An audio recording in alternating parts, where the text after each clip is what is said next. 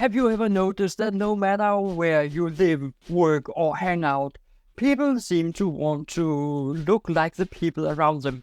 It is not just a coincidence, it is wired into our DNA.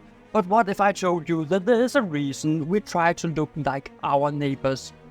It isn't just about fitting in, but something much deeper and more primal. Let's start with something you probably experienced yourself.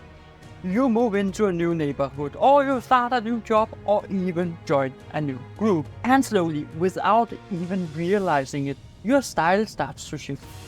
Maybe it's subtle at first, changing the way you dress, buying the same car, or picking up a new hobby.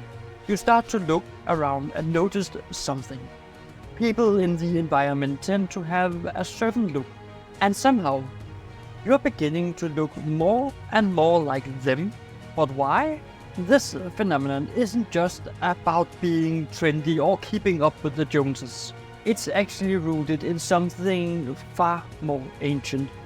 Humans are social creatures by nature. Thousands of years ago, blending into the group wasn't just about looking good. It was about survival. Standing out could make you vulnerable.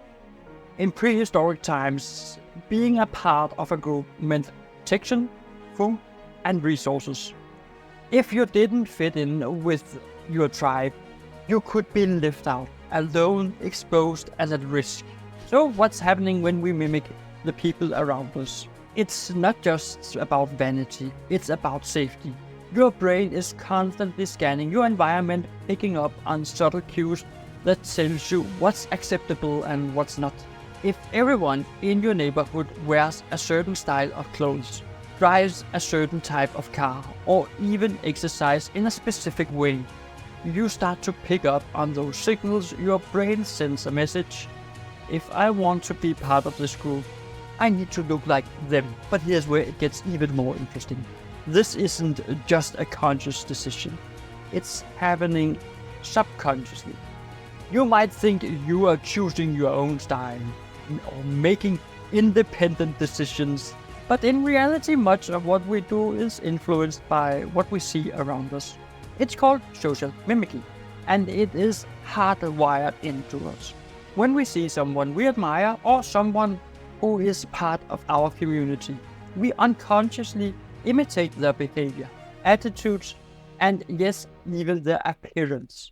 Psychologists have studied this for decades, and the results are fascinating.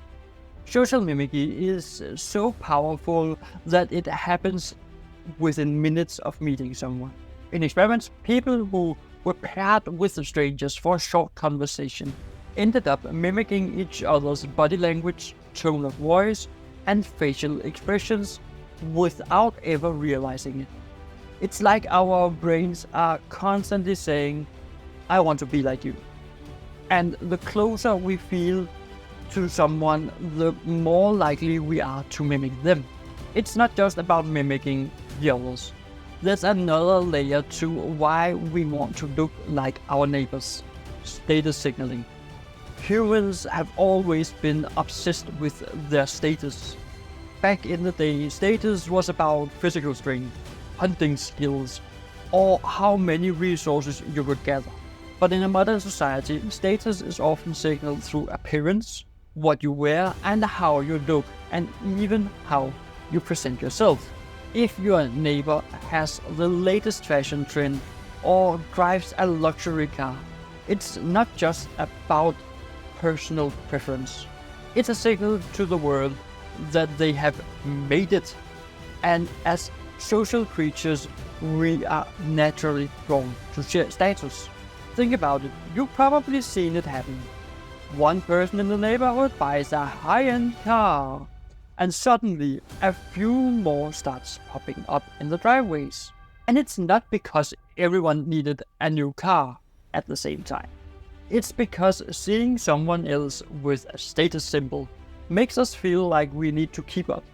Psychologists call this social comparison theory. We don't measure ourselves in isolation. We measure ourselves against those around us. If everyone else seems to be leveling up, we feel pressure to do the same, whether that's through appearance, profession, or lifestyle choices. But it's not just about material things. This desire to look like our neighbors runs deep into how we perceive beauty and attractiveness. Social scientists have found that our standards of beauty are being shaped by the people we interact with most often. If you live in an area where people are particularly fit, for example, you might start to feel pressure to start exercising some more or change your diet to match the local standard of beauty.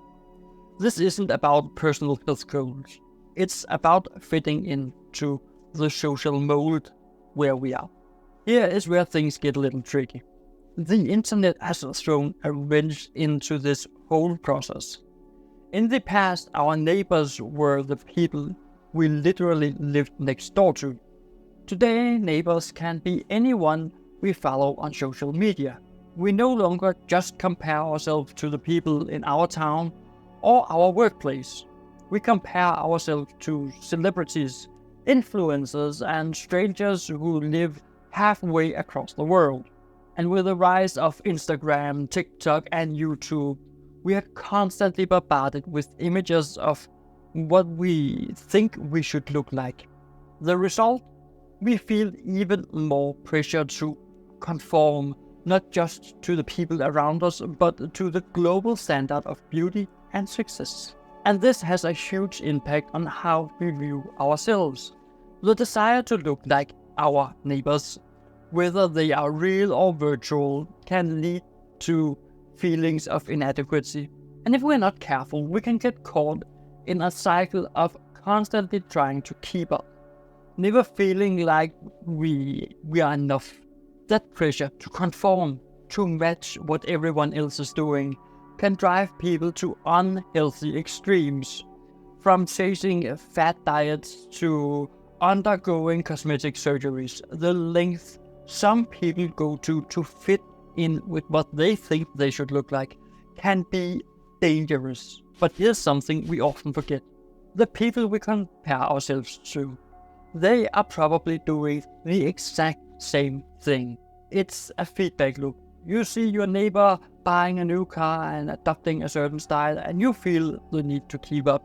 But what if they only bought the car or adopted that style because they saw someone else do it first? We are all chasing this ideal that's constantly shifting based on the people around us, who are also shifting to meet the same invisible standards. It's a game of endless comparison, and no one really wins. So what's the solution? How do we break out of this cycle of constantly wanting to look like our neighbors? The first step is awareness. Once you understand that this urge to mimic is rooted in something ancient and instinctual, you can start to recognize when it's happening. When you feel the pull to buy something, change your appearance, or act in a certain way because everyone else is doing it, stop and ask yourself, do I actually want this, or am I just trying to fit into this group? The truth is, we'll never completely escape the desire to belong.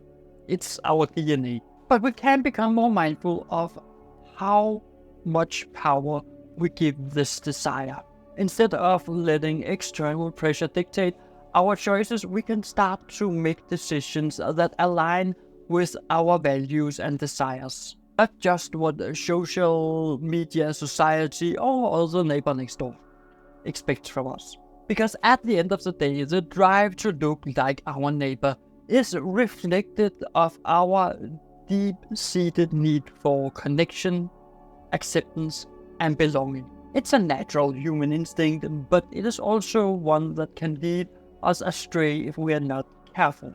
So the next time you find yourself tempted to keep up with the people around you, remember, fitting in might feel safe, but true confidence comes from within. You don't need to look like your neighbor to belong.